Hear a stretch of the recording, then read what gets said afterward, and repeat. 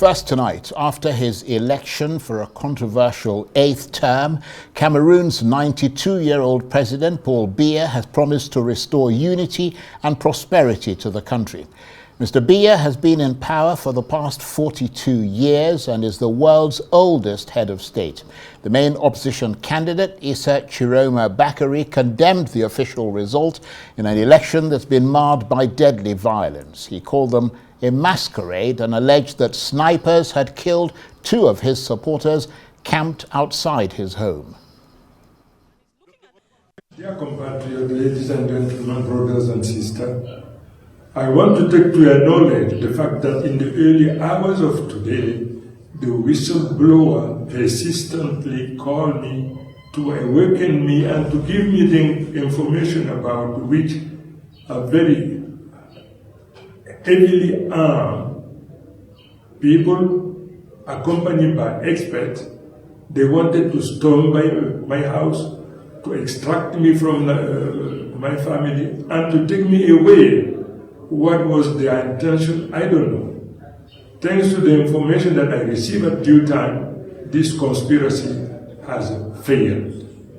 I keep always saying the same thing. The Lord Almighty and the people are my protection. Remain vigilant, remain awakened, be ready to protect me because you are my unshakable protection. Thank you very much.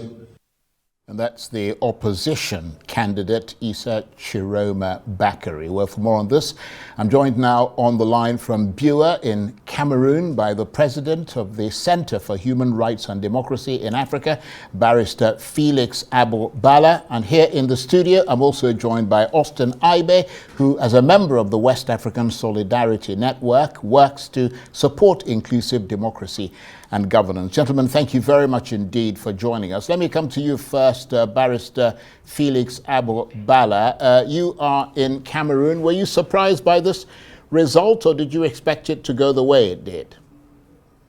Let me just correct. I mean, Cameroon, it's pronounced Boya. Boya is just like Jos in Nigeria, you know? So that's the name of the town, Boya. Was I surprised? No. Surprise would show that I don't understand the political reality in Cameroon. The Constitutional Council is a body that was handpicked by Mr. Biya. They are there to do the biddings of Mr. Biya. At no point in time has this Constitutional Council shown its independence, shown its willingness to respect the wishes and aspirations of the Cameroonian people. And this is not the first time that the Constitutional Council flies in the face of logic. Was I surprised? No. Shocked a little bit because of the fact that, for once, any objective Cameroonian thought that with the way these elections had gone through, the Constitutional Council would rise up to expectations. With the age and caliber of the members of this council, you expected better from them. These are supposed to be honorable gentlemen and women, in inverted commas open. But as usual, they've disappointed the Cameroonians who voted on the 12th of October 2025. Well, I'll come back to you in a moment, but let me come to you, Austin Aigbe, because the history of Cameroon is so marked by Paul Biya, 43 years in power, 92 years old, set now for 7 more years in power. Is he really still in power from what you're hearing? Is he the one making the day-to-day decisions in Cameroon? I mean, what's your perspective on that?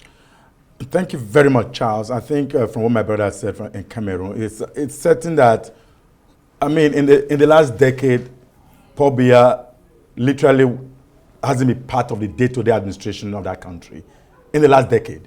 But I think the cabals of Cameroon want to continue to use him as the face to continue to use the traditional model to rule in that country. And what pains me is that longevity in power in Cameroon does not translate to development, does not translate to improved governance. And I'm a bit shocked when Avon, in quote, won his 8th term, is talking about unity and restoration of dignity of a country that you literally have bastardized over these 42 years. I mean, it's worrisome that he's not even in the country right now. I mean, he has already taken off to go cool off until such a time when he's back. So there are people already who are running the system, and it's not very good. And it pains me more because I don't know when the Gen Zs of today will ever become leaders of Cameroon. I mean, those who are, it worries me when they say that the young opponent, using the word young opponent in Nigeria, when you are about 70 years old, we are saying that you are too old to even vie for office. But in Cameroon, the 70-year-old plus is a young candidate compared to all that matters. Man, check the Constitutional Court. The leader is about 85 years, 82 or so. The president is 92. The chief of the ministers, 92, 82. In fact, all the positions, the hierarchy is between 92, who is a senior, and 82, who is a junior.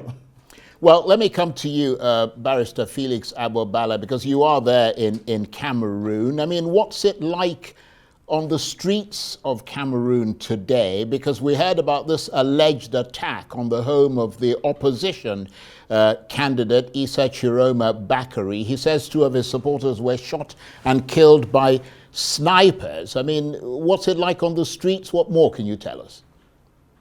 My brother spoke well, but just some 2 things to correct. Mr. Biya is still in the country. He has not left the country. And I think also is the fact that his age could be a factor. I look at him as a person who is interested in power also. Let's stop blaming everybody around him and without really apportioning blame to him.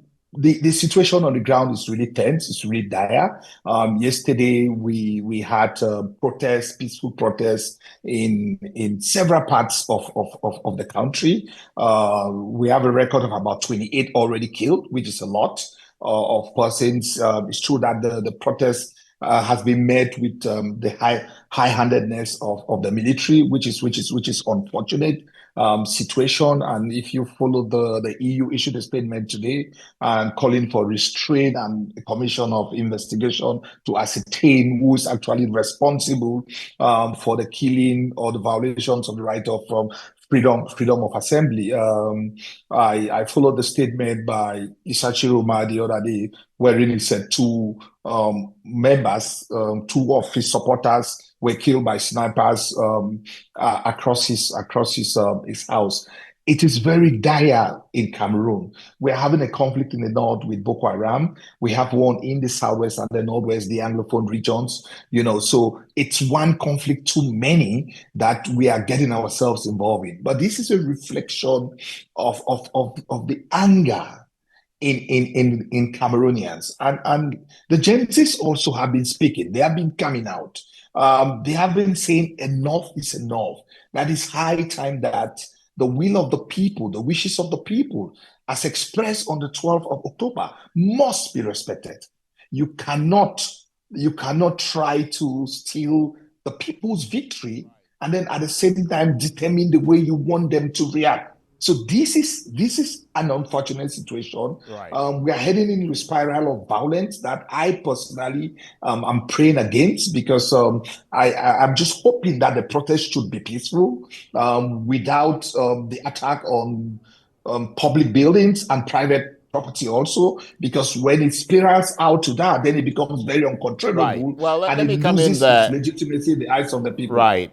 I'm going to stick with you for a minute there. I'll come to you, Austin Aigbe, in a moment. But let me just stick with you, because you are in Cameroon and you sort of, you can feel the pulse of the nation. I mean, what do you know about what any potential actions by Mr. Bakary might be next? What do you see happening now? Because he's called for protests. He's been quoted as saying that they can kill him if they want, but that he will liberate Cameroon by any means necessary. I mean, that's a pretty strong declaration, isn't it?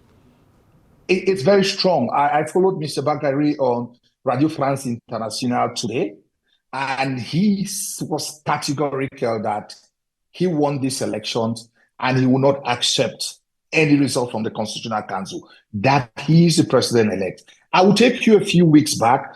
I campaigned with Mr. Bakary.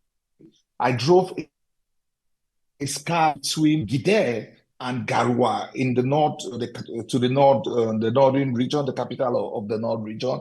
And he was very categorical with me that he's going to win this election and he would give his life for this election, that he would defend his vote. This is a conversation I had one-on-one with him. So when I followed his statements that he has made since the elections, that culminated with one on Radio France International today, it shows that we are in for a long-drawn battle between two titans. On the one end, Mr. Biya and the CPDM, and Mr. Issa Chiruma and his party. There's a need for some solution, something to appease Cameroonians, to calm the tension while finding a long-lasting solution. Right, and let me come to you, Austin Aigbe, because I've heard suggestions that Mr. Bakary believes that people power on the streets with some backing from the international community can force the hand of the Biya government and get it to cave in. I mean, is that a bit pie in the sky? I think so. I think so. Because I know that the people are with him. I mean, it's clear from every conversation we've had with some observers on the ground in Cameroon that it is clear that he may have won. I don't want to use the word he won. I mean, constitutionally, you need a constitutional court to declare. I mean, that's a standard across most of those Francophone countries, including the one that had the election just last Saturday, Ivory Coast. So that is a position. And it's an easy right to manipulate that kind of result. But when the people stick with him for a longer time, we can begin to see that. But I don't know, because in the last election, there was a bit of this kind of protest, but soon it's nosedive. And at the end of the day, it just became normal. And I am thinking that because, just hearing from what my brother said now, that he promised to do X, Y, Z, give his life for it, which is very fundamental. And I'm sure he has the result of the election. And I think it's about time he begin to release those kind of results with public sentiment, which has already started, then continue to do kind of international attention. Right. And I'm very happy of the video he made about two being killed by a sniper. I mean, that's calling for an international engagement. But again, in the country, if it doesn't have the international support before the election, I doubt it will come after the elections. Right. And Barrister Felix Balla, what about the possibility that's been mentioned of international mediation? I mean, will that depend on how much support Mr. Bakary is able to generate inside Cameroon for his cause? Yeah, well, my experience with international mediation is that more often than not, it comes at times very little too late. I used to work in the UN in my other life. We have been in a conflict here for the last 7 years, the Anglophone crisis as it's been termed. Until date, we've not really had, the international community has not lived up to expectation. So unfortunately, they would only come in when the death toll increases. But from a Cameroonian perspective, I'm saying that one death is already too many. How do we midwife a situation wherein it becomes a win-win, where the victor is Cameroon and not an individual? How do we encourage our leaders, Mr. Biya and Mr. Chiruma, to rise above whatever differences they have and put the interests of Cameroon first?